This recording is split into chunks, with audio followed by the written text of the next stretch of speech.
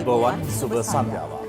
සියලු සමීක්ෂණ වාර්තා නැවත නැවතත් තහවුරු කළ ලංකාවේ අංක 1 ප්‍රවෘත්ති ප්‍රකාශය පැත්ත ගියත් ඇත්ත කියන හිරු සවස් 6:55 ප්‍රධාන ප්‍රවෘත්ති ප්‍රකාශය සමගින් මම මදුෂාන්ත සිල්වා. මම උත්පලා රත්නායක මුලින්ම සිරස්තල.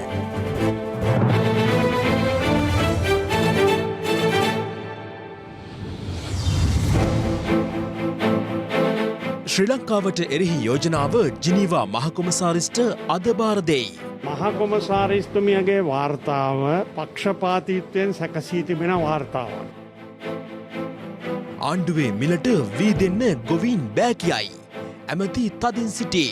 මේ දෙකටම ලෑස්ති නැත්නම් ගොවියා ආණ්ඩුවට සිද්ධ වෙනවා පාලන මිලෙන් ඉවත් වෙන්න. එතකොට මොකද වෙන්නේ? වී කිලෝ එක රුපියල් 25ට බයිනවා. ඉතින් ඒකද කරන්න කියන්නේ අපි. වතුර කපන බව මණ්ඩලය කියයි. වියලි කාලගුණය මැයි දක්වා.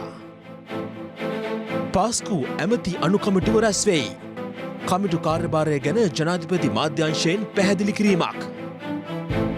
මෙරට කොරෝනා ආසාදිතයින් 80,000 පනී.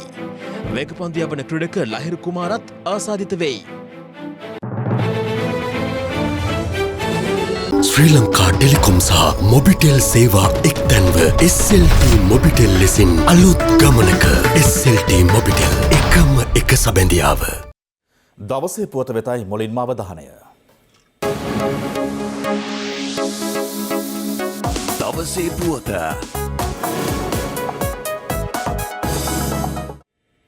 46 වැනි එක්සත් ජාතීන්ගේ මානව හිමිකම් සැසිවාරය අද ආරම්භ වුණා. විදේශ කටයුතු අමාත්‍ය දිනේෂ් ගුණවර්ධන මහතා සඳහන් කළේ එක්සත් ජාතීන්ගේ මානව හිමිකම් පිළිබඳ මහ කොමසාරිස්වරිය මෙරට සම්බන්ධයෙන් සිදු කර ඇති ප්‍රකාශ අසත්‍ය බව සනාථ කිරීම සඳහා මිත්‍ර රටවල් සමග එක්ව කටයුතු කරන බවයි.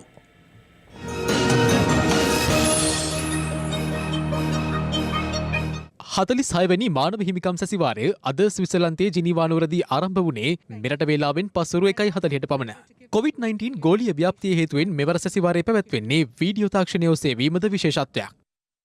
I ask member states to take a clear look at their own record in terms of the real impact of their efforts to end discrimination, redress inequalities, and ensure that all the people have the freedom to participate fully in decisions.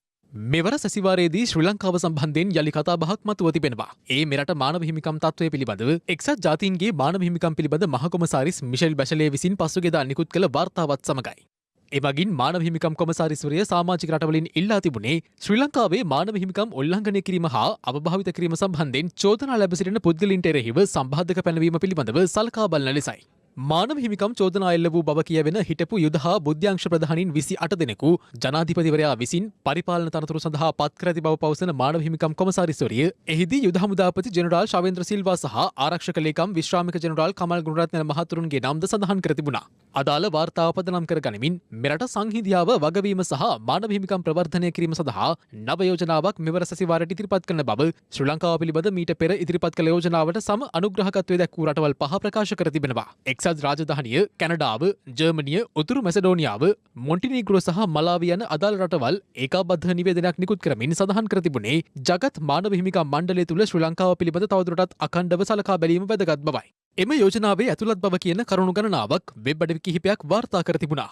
ඒ අනුව පසුගිය කාල සීමාව තුළදී පරිපාලන කටයුතු සඳහා හමුදාමේ දායකත්වය වැඩි කිරීම, අධිකරණ පද්ධතියේ ස්වාධීනත්වය සහ මානව හිමිකම් වෙනුවෙන් පෙනී සිටින ප්‍රධාන ආයතනවල ක්‍රියාකාරීත්වය හීනවීම තුළින් මෙරට මානව හිමිකම් තත්ත්වය අවදානමට ලක්ව ඇති බව එම යෝජනාවේ ඇතුළත් බව සඳහන්. ඒ හරහා ආගමික ඇදහීම්, ප්‍රකාශනීය අයිතිය සහ සිවිල් සමාජයේ ප්‍රජාතන්ත්‍රවාදී පරාසයන්ද හීන වී ඇති බවද යෝජනාවට ඇතුළත් කර තිබෙනවා. COVID-19 වසංගතයෙන් මිය යන පුද්ගලයන්ගේ දේහ ආදාහනය පමණක් කරන බවට වූ තීරණය හරහා විවිධ ආගමික කොට්ඨාසයන්හි ඇදහිලි සම්බන්ධයෙන් තීරණාත්මක බලපෑමක් සිදු කර ඇති බවත් ඒ හරහා ආගමික සුළුතරයින්ට අසමාන ලෙස සලකා ඇති බවත් එහි වැඩිදුරටත් සඳහන්. ඒ අනුව ප්‍රතිසන්ධානය හා වගබීම පිළිබඳව ශ්‍රී ලංකාවේ ප්‍රගතිය අධීක්ෂණය කිරීමටත් ඒ පිළිබඳ ලිඛිත වාර්තාවක් 49 වැනි මානව හිමිකම් සැසිවාරයටත් සම්පූර්ණ වාර්තාවක් 51 වැනි සැසිවාරයටත් ඉදිරිපත් කරන ලෙස ඔවුන් සිය යෝජනාව මගින් මානව හිමිකම් කොමසාරිස්වරියගෙන් ඉල්ලා ඇති බවයි වාර්තා වන්නේ.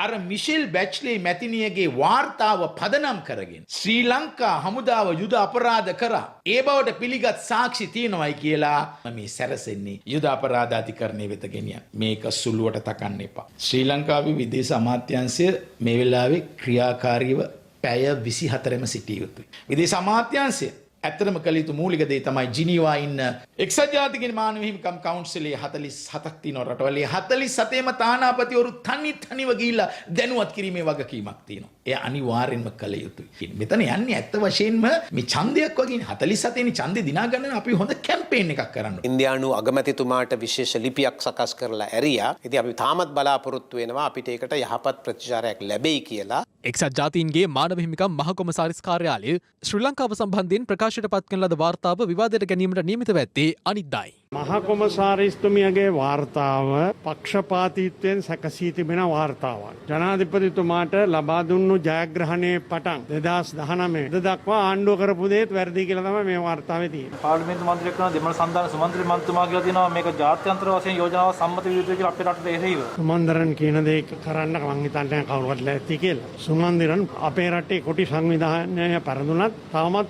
සිටින කොටි හඬක් පමණයි. දවසේ පුවත මේ අතර එක්සත් ජාතීන්ගේ මානව හිමිකම් සැසිවාරයේදී ශ්‍රී ලංකාව සම්බන්ධයෙන් ඉදිරිපත් කිරීමට නියමිත යෝජනාව පිළිබඳ පක්ෂ විපක්ෂ දේශපාලනඥයින් මෙන්ම සිවිල් සංවිධාන නියෝජිතයින්ද අදහස් පළ කළා.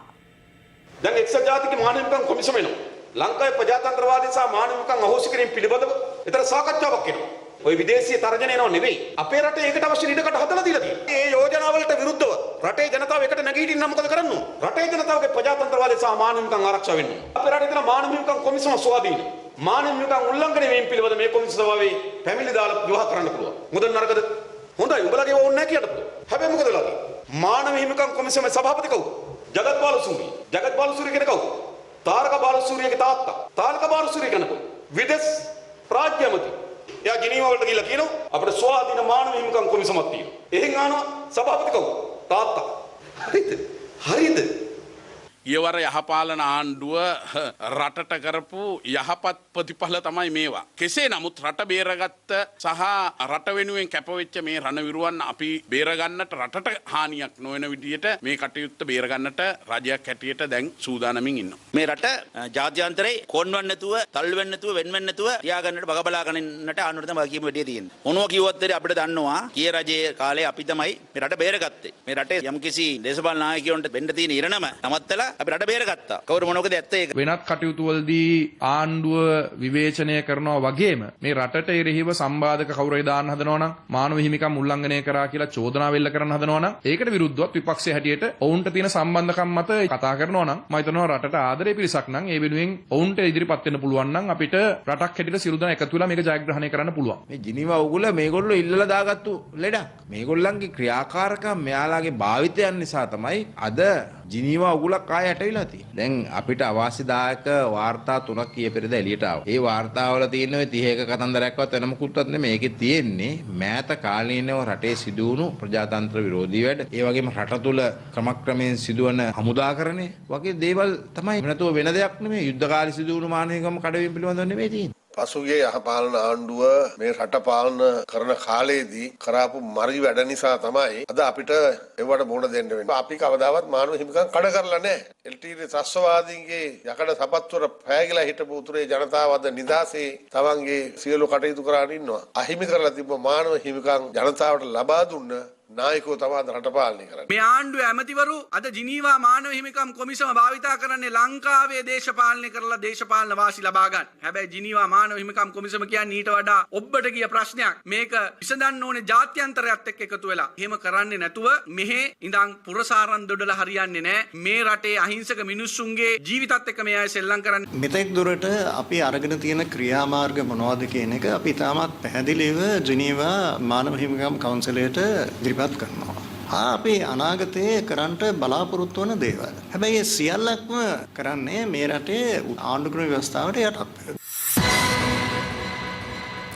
ගොවීන් සහ පාරිභෝගිකයින් සහල් මාෆියාවෙන් නිදහස් කර ගැනීමේ අරමුණින් රජය සහතික මිලට වී මිල දී ගැනීමට කටයුතු කර ඇති බව කෘෂිකර්ම අමාත්‍ය මහින්දානන්ද අලුත්ගමගේ මහතා පවසනවා. කෙසේ වෙතත් ගොවීන් පෙන්වා දෙන්නේ සහතික මිලට වී ලබා දෙන ලෙස රජය දැනුම් දී තිබුණද අස්වැන්න අඩුවීම හේතුවෙන් එම මිල ගණන් යටතේ වී ලබා දීමට නොහැකි බවයි. මෙවර මහකන්නේදී සහතික මිලක් යටතේ වී මෙට්‍රික් ටොන් ලක්ෂ 3ක් මිලදී ගැනීමට රජය පසුගියදා තීරණය කළා. ඒ යටතේ ප්‍රමිතිගත නාඩු තෙතමනිය 14%ක් සහිත වී කිලෝග්‍රෑමයක් රුපියල් 50කටද තෙතබර ඉවත් නොකළ නාඩු වී කිලෝග්‍රෑමයක් රුපියල් 44කටද මිලදී ගැනීමට සැලසුම් කර තිබුණා. එසේම ප්‍රමිතිගත සම්බා තෙතමනිය 14%ක් සහිත වී කිලෝග්‍රෑමයක් රුපියල් 52කට සහ තෙතබර ඉවත් නොකළ සම්බා කිලෝග්‍රෑමයක් රුපියල් 46කටද මිලදී ගැනීමට රජය තීරණය කළා. මේ වන විට මහකන්නේ වී අස්වැන්න නෙලීම ආරම්භ කර ඇති අතර ගොවින් පවසන්නේ පෙරකන්නයට සාපේක්ෂව මෙවර අස්වැන්නේ අඩුවක් පවතින බවයි. මේ සැරේ වීම්සලක් කපුවාම වීමිටි 3යි 4යි. දැන් වෙනද වීමිටි 20ක් ගන්නවා නම් මේ සැරේ වීමිටි 5යි නැත්නම් ඒ තියෙන්නේ. මේ සැරේ රජෙට දෙන්නර වී නෑ අපිට. අර භාගයක් කපලා දැන් බලන්නකො මේ වීමිටි 16යි තියෙන්නේ. රහි යානේ ඔය ප්‍රශ්න වලින් විනාශ වෙලා දිරලා වෙලා දෙන. කලට වෙසි ලැබුණේ නෑ. ගොවියෝ කලට ගොවිතැන් කරා. හැබැයි කාලේ පහුවා අකල් වෙයි දැන් වහිනවා. වහිනකොට ගොවි ජනතාවගේ අස්වැන්න නෙලන්ට තියුණ කුඹුරු වැටිලා කීඩාව කාලා හානි වෙලා තියෙනවා. ඊටු ටික අලි කනවා. මේ පාර අස්වැන්න එකටයක්ම අඩු. ගොවියෝ හොඳටම අසරණ පත්‍රේ වැටලා ඉන්නේ. අස්වැන්න හොඳටම හිකතාවයක් තියෙනවා. ඒ නිසා අපිට මේ පාර රජයට වී දෙන්න ක්‍රමවේදයක් නැහැ. කෙසේ වෙතත් තම අස්වැන්න අඩුවීමත් සමග රජයට වී ලබා දීමට හැකියාවක් නොමැති බවත් රජය ලබා දී ඇති සහතික මිල ඉක්මවා පෞද්ගලික අංශ වී මිලදී ගැනීමට කටයුතු කරන බවත් ගොවීන් පෙන්වා දෙනවා. ආණ්ඩුවේ ගන්නේ 52කට මේකට තොරි වේලන්න එපා. දැන් පිට ගන්නවනේ 60ට වේලන්න නැතුව. එතකොට රජයට අවුලක් වෙන්නේ නැද්ද? දැන් මෙහෙම වුණාම අර අවුලක් කියන්නේ වී එන්නේ නැහැ. සමහර පෞද්ගලික අංශය කීයටද ගන්නේ දැන්? 55යි ඊ අපි දීලාව 45 ගානේ. ඒ කියන්නේ අමුයි. අමුයි. ආශ්‍ර වේලක් 50ට 52 යනවා කියන්නේ අපිටින් අපේ රුපියල් 3000 මෙතනින් පාඩු වෙනවා. පොරසාන ආධාර දෙන්නේ නැති වෙනවනේ යාලා. දෙන්නේ නැහැ කියලා අපි දැත්තන් කොහෙන්ද දෙන්නද? වෙන කුඹුර වලින් කපලා ගේන්නේ. රුපියල් 60 දක්වා මේ මිල වැඩි කරලා දෙන්න කියලා තමයි අපි ඉල්ලන්නේ. ණය ටික ගෙවා ගන්නවත් බැරුව මලු ටික ගෙදරට අර යන්න වෙලා තමයි තියෙන්නේ ණය තුරුස් ටික ගෙවලා ඉවරුණාම. සාමාන්‍ය වෙරිච් එක අම්මාපා අර යනවා 50ට 53ට රජෙන් ගන්නේ 50ට. ඉතින් 50ට දෙන්නේ කොහොමද මේ වී? තෙත වී අපෙන් ගන්නෙම නැහැ. වී කිලෝ 1000ක් දෙන්න කියලා රජයට කියනවා. රජයේ මිලත් එක්ක සංසන්දනය කරනකොට පෞද්ගලික අංශයේ මිල වැඩි. මේ මොහොත වෙනකොටත් පෞද්ගලික මෝල් හිමියෝ කමතටම ඇවිල්ලා නාඩු කිලෝවක් රුපියල් 47ට 8ට වගේ මුදලකට ලබා ගන්නවා. ඒතර ආණ්ඩුව කියන්නේ 44යි. හැබැයි 44ත් ගොවියෝ තමන්ගේම ප්‍රවාහන ක්‍රම යොදාගෙන අදාළ ආණ්ඩුවේ තැනට ලබා දෙන්න ඕනේ. ආණ්ඩුව බලයට ආවේ ගොවියට නිකම් පොහොර දෙනවා කියලා. අද මොකද්ද කරන්නේ? ගොවියාගේ පොහොර ටික කපන්න මේ වී කිලෝ 1000 අපේට දීලා දැන් අද ගොවියට බලපෑම් කරමින් ඉන්නවා. දැන් මේකද සෞභාග්‍ය දක්ව ප්‍රතිපත්ති ප්‍රකාශය. සමස්ත ලංකා ගොවිජන සම්මේලනය පවසන්නේද ගොවින් මුහුණ දෙන මෙම ගැටලුවට රජය කඩිනමින් විසඳුමක් ලබා දිය යුතු බවයි. පෞගේ කාලේ අපි දන්නවා රජයට වී දෙන්න ගියාට පස්සේ ගොවියට සිද්ධ වෙච්ච අලකලංචි. අන්නේ ප්‍රශ්නවලට උත්තර දෙපුවට පස්සේ ගොවියා කැමැත්තෙන් වී ටික රජයට ගෙනත් දෙනවා. අපටත් පුළුවන් කිසි ගැටලුවක් නැතුව ගොවියව පොළඹවන්න. ගොවියට නොමිලේ පොහොර දුන්නා කියලා වී ඉල්ලනවා නම් ප්‍රජාතන්ත්‍රවාදී රටක මිනිස්සුන්ට එම බලපෑම් කරන්න බලහත්කාරකම් කරන්න කිසිම අයිතියක් නැහැ. පොහොර සහනාධාර යටතේ මෙරට වී වගා කරන ගොවීන් කරන 1,41,923ක් රජයේ වී මිලදී ගැනීමේ වැඩපිළිවෙල යටතේ එක් ගොවියෙකුගෙන් වී කිලෝග්‍රෑම් 10 බැගින් මිලදී ගනු ලබන්නේ කුඹුරු හෙක්ටයාර 1.1 අතර වගා කරන ගොවීන්ගෙන් පමණයි. කෙසේ වෙතත් එවැනි භූමි ප්‍රමාණයක වී වගා කරන ගොවීන් සිටින්නේ 266,291 දෙනෙක් පමණයි. මේ රටේ සමස්ත ගොවියන්ගෙන් 127කකින් පමණයි අපි මේ පොහොර සහනාධාරයට වී කිලෝ 1000ක් ලබා දෙන්නයි කියලා කියන්නේ. මේ වැඩපිළිවෙලෙන් ගොවියා ඉවත් වුණොත් පොහොර සහනාධාරය අහිමි වෙයි. ඒ විතරක් නෙවෙයි ඔවුන්ට පොහොර ගන්න වෙන්නේ රුපියල් 4000කට. ඒ වගේම රක්ෂණය වෙනවා ඔවුන්ට ඒ වගකීම දරා ගන්න වෙයි. මේ සංචිතය තියාගන්න වෙන මොනවත් හින්දා නෙවෙයි. ගොවියත් පාරිභෝගිකයත් දෙකම ආරක්ෂා කරගන්න. කිලෝ ලක්ෂ 20 අද වෙනකොට වීඇලේ මණ්ඩලයට ගෙනත් දීලා තියෙනවා. ඒ නිසා මේ වැඩපිළිවෙල හැටියට අපි අනිවාර්යයෙන් මේක අපි ක්‍රියාත්මක කරනවා. මේ දෙකටම ලෑස්ති නැත්නම් ගොවියා ආණ්ඩුවට සිද්ධ වෙනවා පාලන මිලෙන් ඉවත් වෙන්න. එතකොට මොකද වෙන්නේ? වී කිලෝ එක රුපියල් 25ට බයිනවා. ඉතින් ඒකද කරන්න කියන්නේ අපි. ආණ්ඩුව පොහොර ටික දෙනවා. ආණ්ඩුව තාක්ෂණය දෙනවා. ආණ්ඩුව සියල්ල දෙනවා. ගොවියා මාස ගාණක් මැරිලා මේ ටික හදනවා. 4 දෙනෙක් ඉඳගෙන සම්පූර්ණ මුදල් ටික මංකොල්ල කරනවා. ඒක කරන්න අපිට දෙන්නේ නැහැ. අපි සතොස්ස සහ සම්පකාරරා අපි මේ සටනට එනවා. එතකොට අපි බලමු කාගේ හාල්ද කන්නේ කියලා. 100න් එහා 97න් එහා කිසිම කෙනෙකුට හාල් විකුණන්න බෑ. වීඇලේ මණ්ඩලේ වී ගන්නවා. දිසාපතිවරු වී ගන්නවා. සම්පකාර වී ගන්නවා. ආණ්ඩුව සල්ලි දීලා තියෙනවා. ඊට අමතරව කුඩා වී මොල් හිමියන්ට බැංකුවලයි දීලා තියෙනවා. ඒ නිසා දැන් අර 4 දෙනාගේ මල්ලට වැටෙන එක අමාරුවට වැටලා තිනවා ඒගොල්ලෝ. මේ පාර අපි එක්ක සෙල්ලම් කරන්න බෑ. අපි මේ වැඩේ හරියට කරමු. පාස්කු හිරුදින ප්‍රහාරය සම්බන්ධයෙන් විමර්ශනය කළ ජනාධිපති කොමිෂන් සභාවේ වාර්තාව අධ්‍යයනය කිරීමට පත් කළ කමිටුව අද පස්වරුවේ ජනාධිපති ලේකම් කාර්යාලයේදී ප්‍රථම වරට රැස් වුණා. මේ අතර පාස්කු ප්‍රහාරය සම්බන්ධයෙන් විමර්ශනය කළ ජනාධිපති කොමිසමේ අවසන් වාර්තාවේ පිටපතක් තමන් වෙත ලැබෙන තෙක් කිසිදු දේශපාලනඥයෙකු හමු නොවීමට අගරදුගුරු මැල්කම් කාදිනල් රංජිත් හිමිපාණන් තීරණය කර තිබෙනවා. පාස්කු කොමිෂන් සභා වාර්තාවේ ඇතුළත් කරුණු හා නිර්දේශ ගැඹුරින් අධ්‍යයනය කර ඒ පිළිබඳ ක්‍රියා කළ යුතු ආකාරය වාර්තා කිරීමට ජනාධිපති ගෝඨාභය රාජපක්ෂ මහතා විසින් ඉකුත් 19 වෙනිදා සයපොත්ගල කමිටුවක් පත් කරනු ලැබුවා.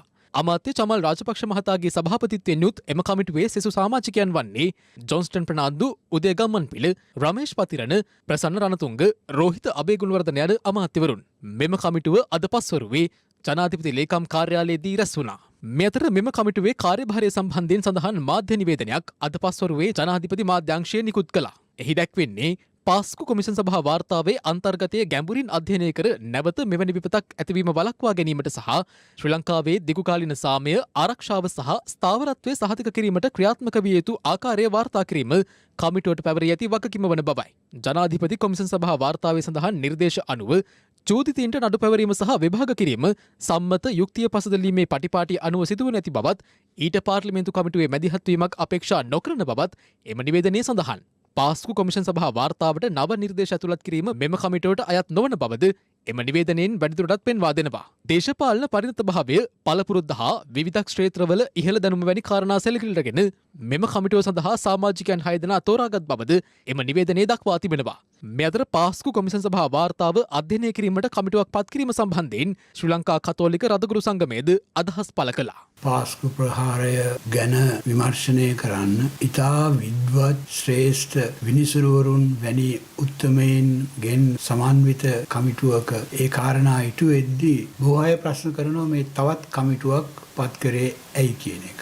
ඒකම ඒ කමිටුවේ සමහර අයගේ සුදුසුකම් පිළිබඳව අද හුඟක් අය ප්‍රශ්න කරන බව පේන්න තියෙනවා. සාධාරණ ඉෂ්ට වේ කියලා අපි බලාපොරොත්තු සිටිනවා. නමුත් දැන් පීලි පැනල තියෙන තත්ත්වයක් තමයි අපි දකින්නේ. කොමිටු දෙකක් පත් කරලා දැන් කරගෙන යන ඒ වැඩපිළිවෙල ගැන අපිට ලොකු සැකයක් තිබෙනවා. මේ සැකය දුරු කිරීම සඳහා විනිවිදභාවයෙන් යුතුව කටයුතු කිරීම සඳහා මේ වාර්තාව විශේෂයෙන්ම කාඩිනල් තුමන් අතට පත් කරන්නට ඕන. මේ වින්දිතයන්ට සාධාරණ ඉෂ්ට වේ කියන බලාපොරොත්තුව ඇතිව ජනාධිපතිතුමා ඉතාමත්ම ඕනෑකමින් ඉල්ලා සිටිනවා ඒ සුදුසු පියවර කඩිනමින් ගන්නටයි කියලා. මෙරටින් වාර්තා වන කොවිඩ් ආසාදිතයින් ගණන අද 80000 සීමාව ඉක්මවා ගිය අතර සුවය ලැබූ ගණන 75000 සීමාව ඉක්මවා ගියා. මේ අතර කොළඹ මහනගර සභා සීමාවේ පුද්ගලයන් 7000කට වැඩි පිරිසකට අද කොවිඩ් මර්ධන එන්නත ලබා දුන්නා. වැඩ බලන සෞඛ්‍ය අමාත්‍ය මහාචාර්ය චන්න ජයසුමන මහතා සඳහන් කළේ ඇනවුම් කළ කොවිෂීල්ඩ් එන්නත් මාත්‍රා ලක්ෂ 5ක ප්‍රමාණයක් ලබන බ්‍රහස්පතින්දා ලැබීමට නියමිත බවයි.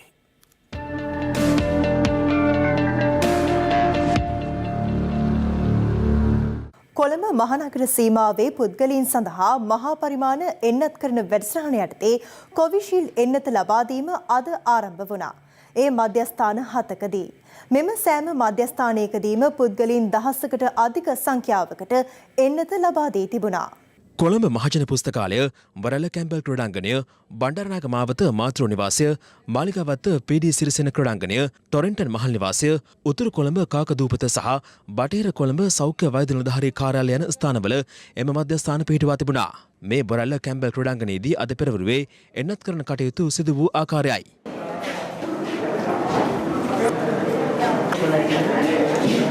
මාලිගාවත්ත පීඩී සිරිසෙන ක්‍රඩාංගණයේදී සහ ටොරෙන්ටන් මහල් නිවාස සංකීර්ණයේදී 2000කට අධික පිරිසකට කොවිෂීල්ඩ් එන්නත් ලබා දුන්නා. මේ කොළඹ මහජන පුස්තකාලයේ පිහිට වූ එන්නත් කරන මධ්‍යස්ථානයේදී එන්නත් ලබා දුන්න ආකාරයයි.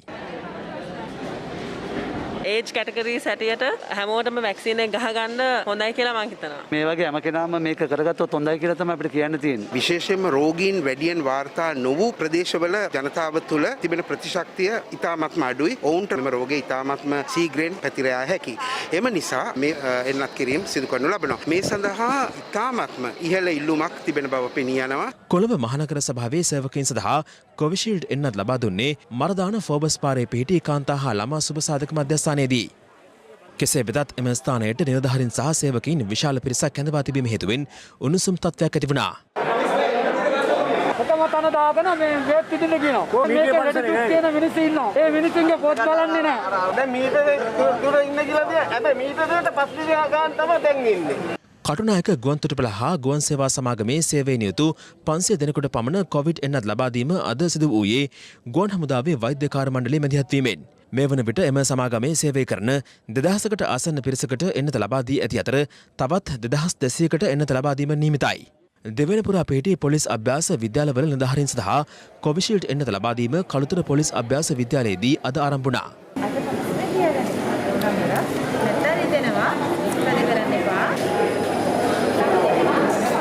කොවිඩ් මර්ධන එන්නත් කරන වැඩසටහන යටතේ මේ වන විට පුද්ගලයන් 3,50,000කට පමණ එන්නත් ලබා දී තිබෙනවා.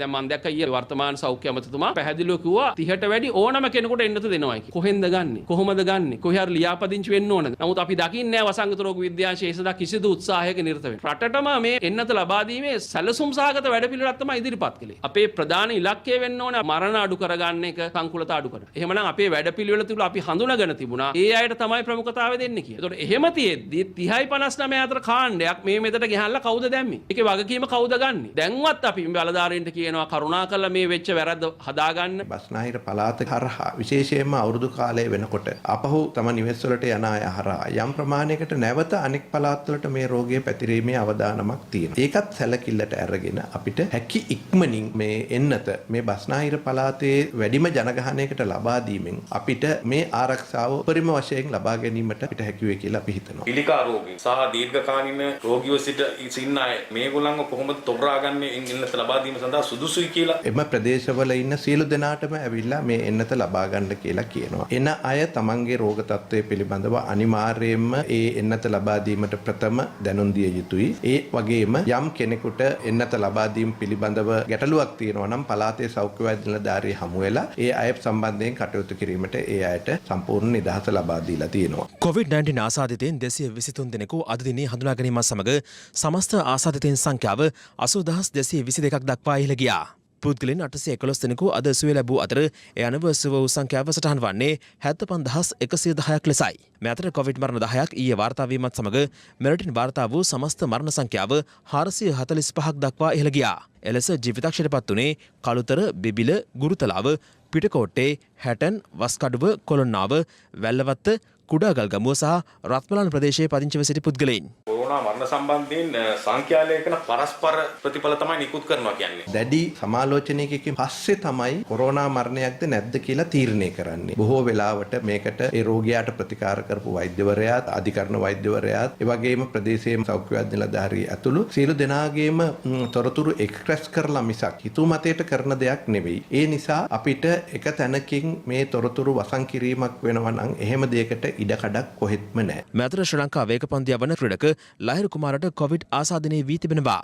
ඒ බව තහවුරු වී ඇත්තේ බටහිර ඉන්දිය කොදෙව් තරග සංචාරයට පිටත්ව යාමට පෙර ශ්‍රී ලංකා ක්‍රිකට් ක්‍රීඩකයින්ට සිදු කළ කොවිඩ් පරීක්ෂණයේදී. කොදෙව් තරගාවලියට සහභාගී වන ශ්‍රී ලංකා ක්‍රිකට් කණ්ඩායම හෙට අලුයම දිවයිනෙන් පිටත්ව යාමට නියමිතයි. මේ අතර COVID-19 වෛරසයේ විකෘති අනුප්‍රභේද 240ක් ඉන්දියාවේ මහාරාෂ්ට්‍ර ප්‍රාන්තයෙන් හඳුනා ගැනීමත් සමග එම ප්‍රාන්තයේ පිහිටි අමරාවති දිස්ත්‍රික්කය මුළුමනින්ම වසා දැමීමට ඉන්දිය සෞඛ්‍ය බලධාරීන් පියවර ගෙන තිබෙනවා. මේ අතර නිරන්තරයෙන් ඇස් කණ්ණාඩි පළදෙන පුද්ගලයන්ට කොවිඩ් වැළඳීමේ ප්‍රවණතාව 3 ගුණයකින් අඩු බව ඉන්දියානු පරීක්ෂකයන් පිරිසක් විසින් සිදු කළ සමීක්ෂණයකින් අනාවරණ වී තිබෙනවා. පරීක්ෂකයන් විසින් පුද්ගලයන් 304 දෙනෙකු යොදා ගනිමින් මෙම සමීක්ෂණය සිදු කර ඇති අතර එහිදී අනාවරණ වී ඇත්තේ ඇස් කණ්ණාඩි පැරද සිටින අය ඔවුන්ගේ මුහුණ අඩුවෙන් ස්පර්ශ කිරීම හේතුවෙන් වෛරසය ආසාදනය වීමේ අඩු අවධානමක් පවතින බවයි.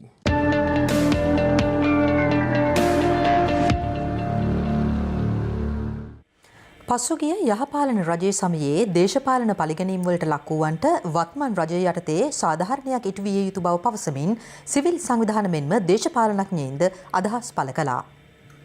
රංජන් රාමනායක වගේ නළුව පාවිච්චි කර අධිකරණය පිළිබඳ විශ්වාසය විදවට්ටන්න. දේශපාලන පරිගැනීම් කරලා යම් කණ්ඩායමකට හානියක් කරපු අය අද බය වෙලා ඉන්නවා ඒ පරිගැනීම් සම්බන්ධයෙන් නීතිමය කටයුතු සිදු කරන්න යද්දී. මතක තියාගන්න තමන් පලි අරගෙන අසාධාරණයක් යම් පුද්ගලයෙකුට සිදු කරොත් අසාධාරණයට ලක් වෙච්ච පුද්ගලයාට අයිතිය තියෙනවා අධිකරණයට හෝ නීතිය පසුබිම ආයතන වලට ගිහිල්ලා තමන්ට සාධාරණ ඉටු කරගන්න. කොයිතරම් අසාධාරණද කියන්නකො කෙනෙක් හිරගත කරලා තමන්ගේ නිදහස නිවාස විනාශ කරයි කියලා කියන්නේ ඒක කවුද ඊට පස්සේ ඒකට වග කියන්නේ? මම දැක්ක දැන් මාස ගණනාවක ඉඳලා දේශපාලන අසාධාරණයට පත් වෙච්ච අය සිරදඬුවම් ලැබලා තියෙනවා. ඒගොල්ලන්ට සාධාරණයක් ඉල්ලන්න කියලා පාර්ලිමේන්තුවේ මැති ඇමතිවරු පවා ප්‍රකාශ කරලා තියෙනවා. තාමත් මේ පිළිබඳව අවධානය යොමු කළා නැහැ. අපිට හිතෙන්නේ මොකද්ද කියලා හිතා ගන්න බෑ. තාම පැහැදිලිව යහපාලන රජයේ ආරම්භ කරපු වෙලාවෙ ඉඳන් අවසානයේ දක්වා කෙරුවේ දේශපාලන පරිගැනීම් තමයි. කවද හිරේ නොදැම්. අපි දන්නවා අපි മന്ത്രിවරු හිටපු മന്ത്രിවරු සිරගත කරලා ඉන්නවා. ඒ නඩු තීන්දුව වලට බලපෑම් කරපු හැටි පහුගිය කාලේ අපි ඇහුවා. ඒ අයට දිට්ඨ ධම්ම වේදනීය කර්මය පරිසම් දීලා තියෙන බවත් අපි දන්නවා. ඒ අයගේ කටවල්ම වැරදිලා. ඉතින් අපි දැක්ක සමහරක් අපේ හිටපු മന്ത്രിවරුන්ට ගේ නඩු වල තීන්දුව වලට බලපෑම් කරපු හැටි. ඉතින් මේවා දේශපාලන පරිගැනීම් නේ. ඉතින් මීට වැඩිය කොමිසමක් අවශ්‍යත් නැහැ. දේශපාලන පරිගැනීම් පිළිබඳව බලන්න. තුමින්ද සිල්වලා වගේ අය දැන් අද තවමත් ඉන්නවා. ඉතින් මේ පිළිබඳව රජය තීන්දුවක් ගත යුතුයි ඉදිරියේ. මේ රටේ හිටපු සුපිරිසිදු දේශපාලන නායකයෝ ඇතුළට දාන වෙලාවේ දූෂණ විමර්ශන කමිටුව ඉදගෙන අනුර කුමාර දිසානායකලා රනිල් වික්‍රමසිංහ පාටලි චම්පිකල එකතු වෙලා කරපු වැඩපිළිවෙල. ඒක නිසා තමයි අපේ කොළඹ දිස්ත්‍රික්කයේ නියෝජනය කරපු මහා ශක්තිවන්ත മന്ത്രിවරු දුමින්ද සිල්වා වගේ අය ඇතුළට දැම්මේ. ඒ ඇතුළට දාන වෙලාවේ හිරිකිතයක් නැතුව වැඩ කරපු අනුර කුමාර දිසානායකලා අද එළිය ඉඳගෙන කෑ ගහනවා මගේ ප්‍රජාහිතය නැති වෙන්න යනවා කියලා. දිට්ඨ ධම්ම වේදනීය කරුමේ කියන්නේ ඕක. දැන් රංජන් රාමනායක ඇතුලේ ශානී අබේසේකර ඇතුලේ දැන් බය වෙලා තියෙන. ඒ නිසා අපි බොහොම පැහැදිලිව මතක් කරනවා. ඒ අයට දඬුවම් දෙන ගම නිවැරදිභාවයේ තුල ඇතිලෙව ඉන්න දුමින්ද සිල්වා වගේ മന്ത്രിවරු එළියට ගැනීමේ ව්‍යාපාරේ മന്ത്രിවරු විදිහට අපිත් ඉන්නවා. රජයක් විදිහට අපි සියලු දෙනාමත් ඉන්නවා. ඒ අයට බොහොම පැහැදිලිව සාධාරණ ඉෂ්ට විය යුතුයි.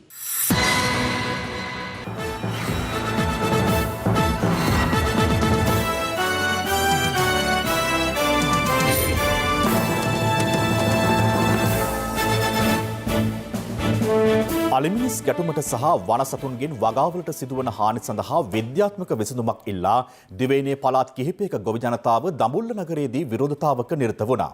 මේ අතර තවත් එල්ලීම් කිහිපයක් මුල් කරගනිමින් දිවයිනේ ප්‍රදේශ කිහිපයක තවත් විරෝධතා පැවැත්වුණා. දමුල්ල ගම්මුදාව භූමියට පැමිණි පළාත් කිහිපයක ගොවි ජනතාව විරෝධතා පූර්ව ප්‍රදර්ශනය කරමින් දමුල්ල ත්‍රිකුණාමලේ ප්‍රධාන මාර්ගයේ එක් මන්තිරුවක් අවහිරක විරෝධතා පෙළපාලියක නිරත වුණා.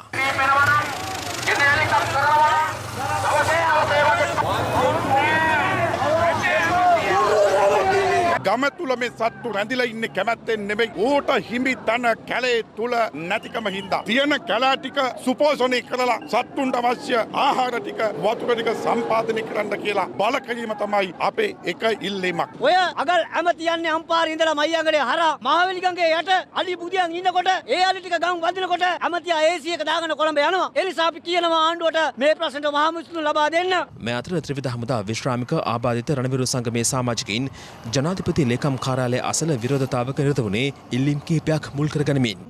පසුව එම සංගමේ සමාජිකයන් කිහිප දෙනෙකුට ජනාධිපති සම්බන්ධීකරණ නිලධාරී සුපුන් ජීවානන්ද මහතා සමග සාකච්ඡාවකට අවස්ථාව හිමි වුණා. ජනාධිපතිතුමා සමග සාකච්ඡාවක් අපිට දින කිහිපයක් ඇතුළත ලබා දෙන බවට පොරොන්දු වුණා. අපි ඒ පොරොන්දුව මත නුදුරේම අපිට ඒ දිනයන් නොලැබුණොත් නැවතත් මේ ස්ථානයට පැමිණ අපේ ගැටලු නිරාකර ගැනීම සඳහා අපි යම්කිසි උත්සාහයක් දරනවා. කොළොන්නාව GP පෙරේරා මාවතේ ඇති නිවාස සහ කඩකාමර අත්නෝමතික ලෙස නිවාස සංවර්ධන අධිකාරිය මගින් ඉවත් කළ බවට චෝදනා කරමින් ප්‍රදේශවාසීන් විරෝධතාවක නිරත වුණා. මේ අතර මැනුම් කටයුතු සඳහා එහි පැමිණි නිවාස සංවර්ධන අධිකාරිය නිලධාරීන්ට ප්‍රදේශවාසීන්ගෙන් විරෝධය එල්ල වුණේ මෙලෙසින්.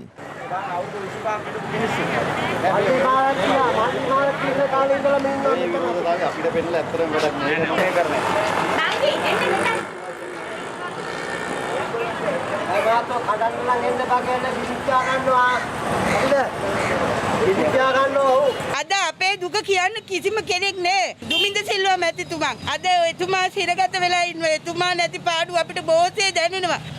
අද කොළොන්නාවට කනකොකා අඬලා. ආයෙනම් අපි හිතන්න පේන තෙක් මානක අපිට විසඳුමක් නෑ. මේ පිට ඉන්න හාල් කෑලි ඇවිල්ලා මෙහෙන් ඡන්දය අරන් ගියේ. සරත් වීරසේ කරලා තනිකර හැංගුණා. මෙහෙන් මේ කොළොන්නා කොච්චර ඡන්ද ගත්තද? ප්‍රශ්නයක් කියන්නේ ගා මිනිස්සු හැංගෙනවා. ලොකු සල්ලිකාරයන්ට බිලි දෙන්න යනවා අහිංසක මිනිසුන්ගේ ජීවිත. මේ අය කියනවා මේක අනවසර ඉදිකිරීම. අපි අහනවා අනවසර ඉදිකිරීම නම් කොළොන්නාවේ නගර සභාවෙන් කොහොමද මේ වලට ටැක්ස් බිල් හදලා තියෙන්නේ? ඒ විතරක් නෙමෙයි මෙතන විදුලිය, ජලය සියලුම දේවල් තියෙනවා. වසර 25ට එහා ගිය මිනිස්සු මෙතන ඉන්නවා. UD එකට ගියාම අපි සමහර මාතෘංග මුණ ගැහෙන්න ඔවුන් සාකච්ඡා දෙන්නේ නැහැ.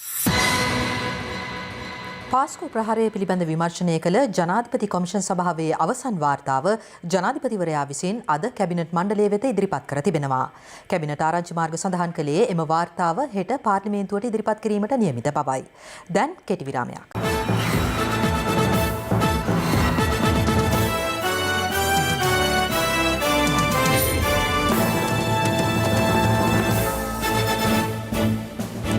රටවටා හිරු. රටවටා හිරු. මෙවන විට දිවයිනේ පවතින වියලි කාලගුණික තත්ත්වය හේතුවෙන් ඉදිරියේදී පානීය ජල සැපයීම සීමා කරන බව ජාතික ජල සම්පාදන හා ජලාපවහන මණ්ඩලය නිවේදනය කරනවා. මේ අතර කාලගුණ විද්‍යා දෙපාර්තමේන්තුව නිවේදනය කළේ මැයි මාස දක්වා වැසි රහිත කාලගුණික තත්ත්වයක් අපේක්ෂා කරන බවයි. අනුරාධපුර අවන්ති දේවි ළමා නිවාසයේ ළමුන්ට අඩත්තේට වන බවට පසුගියදා අනාවරණය වූ අතර මේ සම්බන්ධයෙන් වන පරීක්ෂණ නිසියාකාරව සිදුවනවාද යන්න පිළිබඳව අමාත්‍ය එස්.එම්. චන්ද්‍රසේන මහතා ඊයේ සොයා බැලූ අතර මේ සම්බන්ධ සාකච්ඡාවක් අද පස්වරුවේ උතුරු මැද පළාත් ආණ්ඩුකාර මහිපාල හේරත් මහතාගේ ප්‍රධානත්වයෙන් පැවැත්වුණා. ඒක මං හිතන්නේ සිරමැදිරියකටත් වඩා අන්ත විදිහට ඒකේ ළමයි හිර වෙලා වගේ ඉන්නවා අපි දැක්කා. ඒ අපේ නිලධාරිය අතිනුත් අඩුපාඩුකම් රාශියක් වෙලා තියෙනවා මේ අද මේක පවත්වපු ක්‍රමෙත් වල. දැන් මේ පරීක්ෂණයේ මොකුත් අඩුපාඩුවක් නැතුව යනවා මම ඉන්නවනේ. රටවටා හිරු. දැන් ක්‍රීඩා පොතක් වෙතයි අවධානය. බටහිරින්දිය කොදිව තරග සංචාරය සඳහා ශ්‍රී ලංකා ක්‍රිකට් කණ්ඩායම පිටත්ව යන්නට හොරා කිහිපයක් පමණක් ඉදිරිව තිබෙද්දී කණ්ඩායමේ වේගපන්දු පුහුණුකරු චමින්ද වාස් එම දුරයෙන් ඉල්ලා අස්වීමට තීරණය කර තිබෙනවා. ඒ ඔහුගේ කොන්ත්‍රාත් ගිවිසුම සම්බන්ධයෙන් මතු වූ ගැටලුවක් මුල් කර ගනිමින්. ඒ සමගින් 6:55 ප්‍රධාන ප්‍රවෘත්ති ප්‍රකාශය නිමාවට පත්වනවා. පැත්ත නොගත් ඇත්ත දැනගැනීමේ අයිතිය තවදුරටත් තහවුරු කර ගැනීමට ඔබගේ ජංගම දුරකථන ජාලය අනුව තිරය දිස්වන පරිදි හිරු ප්‍රවෘත්ති SMS සේවාව සක්‍රිය කරගන්න. නැවත හමුවෙමු රාත්‍රී 9:55ට. ආයුබෝවන්.